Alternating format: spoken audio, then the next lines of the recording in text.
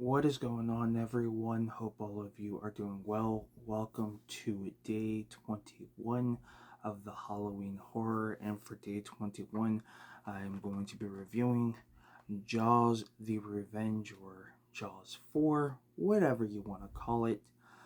The worst one out of the series. Excuse me.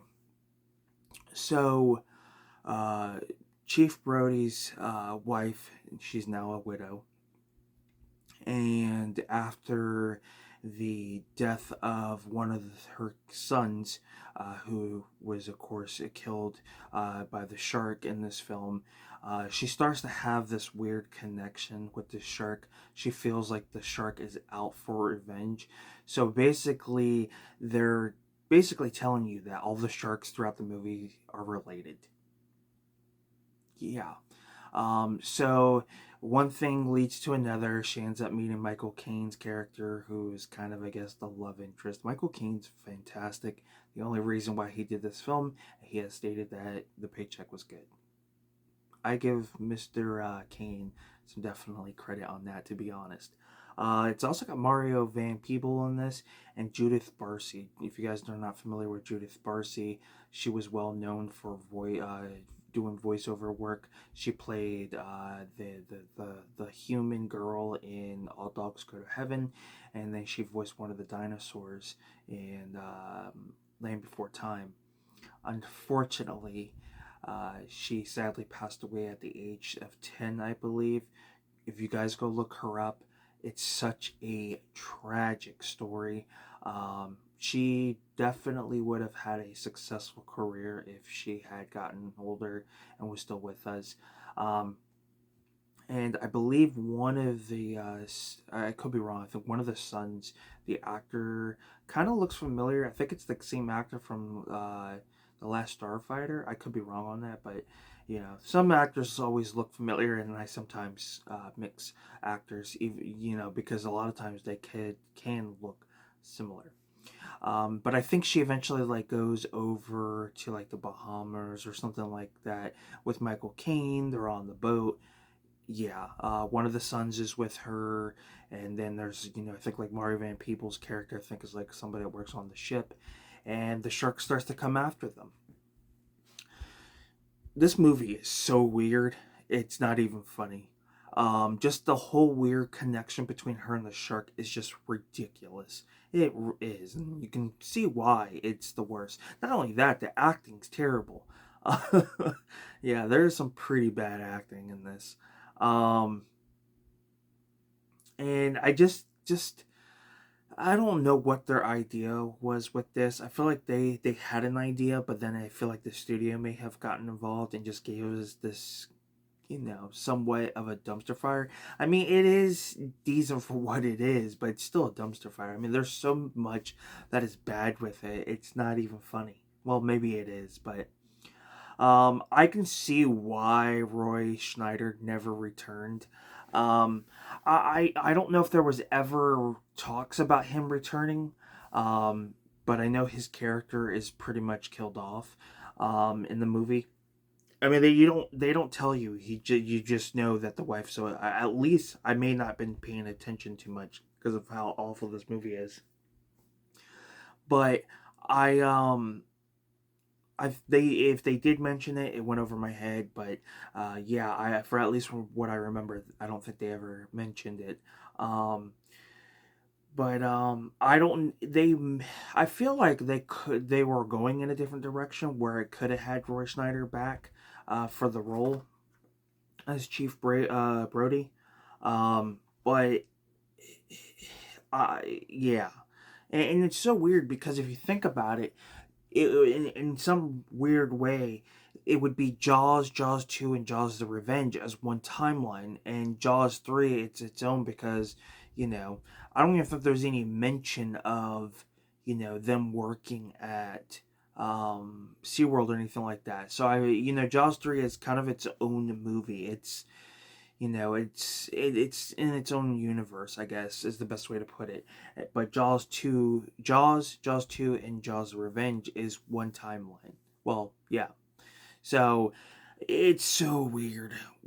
I mean, it's cool with what we got. We got these. It's cool, but when you revisit them, yeah, it's just weird.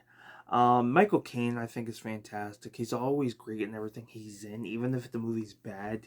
Um, and he has stated the only reason he did it was the paycheck was good, and you gotta appreciate that. Appreciate his honesty.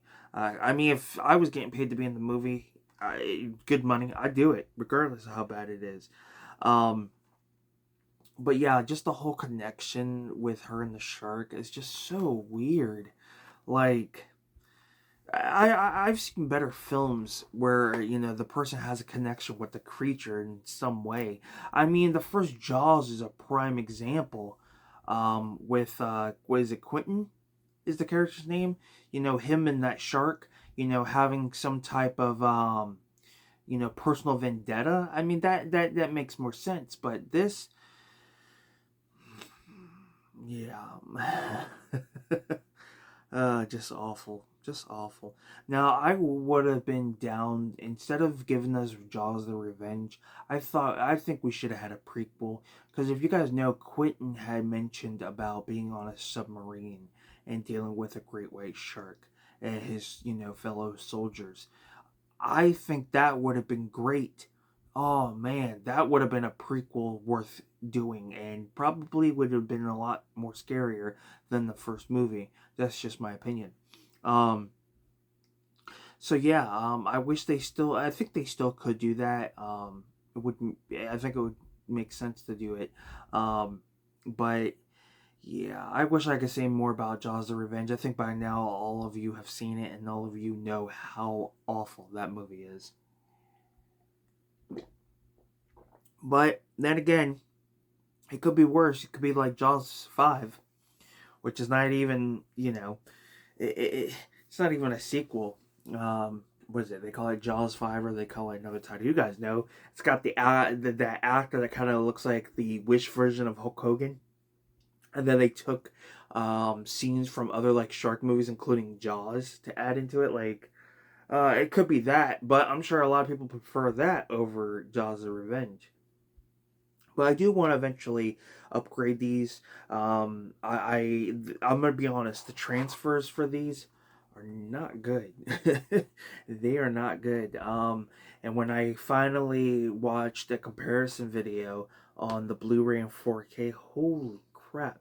I know there was AI involved for part two, maybe part three in Jaws of Revenge, but looking at some of the scenes in the comparison videos, 10 times better. 10 times better. Certain scenes look really, really good. Um, 4Ks are going to be a hit or a miss. I do feel that a lot of older films benefit from the 4K format. They give it just a better look. It's a better experience.